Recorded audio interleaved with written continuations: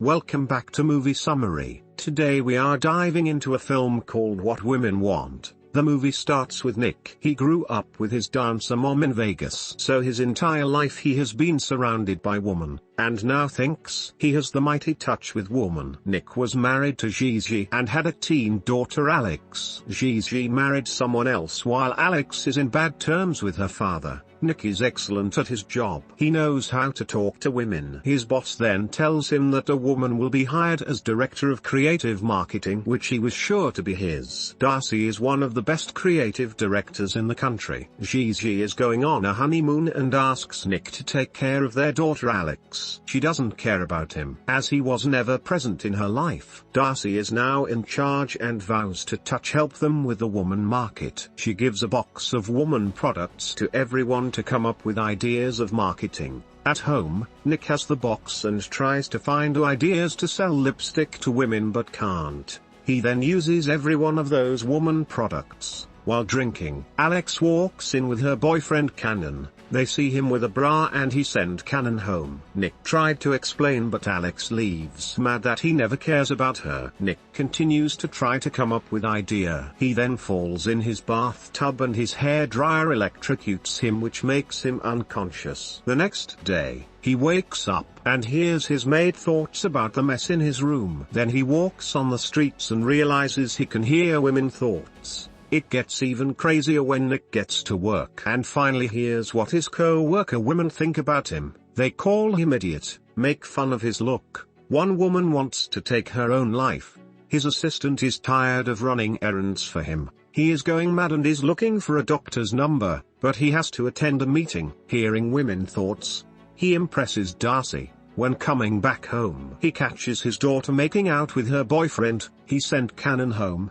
and he hears her talking bad things in her mind regarding him. Tired of hearing all those thoughts, he tries to electrocute himself to go back to normal, but it doesn't work. The next day, he goes to see his therapist, Ems Perkin, but she also doesn't like him in her thoughts. She doesn't believe it, but he proves to her, and she tells him that he is lucky to be the only man in the world that can give women what they want. He can rule the world. Nick then goes to see Lola, who always rejected him. He tells her everything she wants to hear and she accepts to go on a date. At work, Nick is getting close with his woman co-workers. He then helps Darcy with her secret plan to take on Nike's project. Nick then goes home and see his daughter with her friends talking about prom. Her friend hates him, but changes their mind when he offers to take her shopping for prom. Later he creates the perfect date for Lola.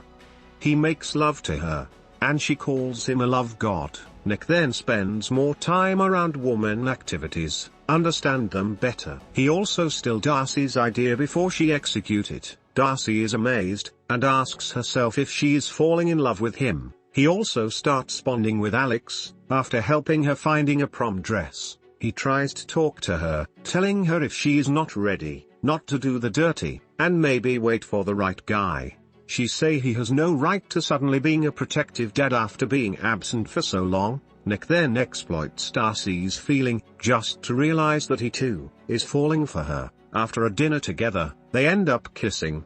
He then sees Lola in front of her building, and is angry he didn't call her since they made love. To calm it down, he tells her he is gay. The day of the presentation arrives.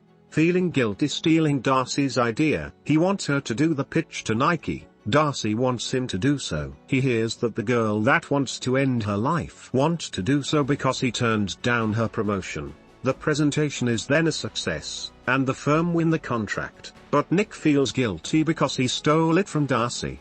Darcy then calls him to her new home, and both make out. The next day, Nick learns from his boss that he has been promoted to the creative director role, and Darcy was fired. Nick feels so bad for Darcy. He then reveals that it was Darcy's idea, and asks him to get Darcy back. He then hears that Erin, the employee that wanted to end her life, didn't come to work. He goes to Erin's house.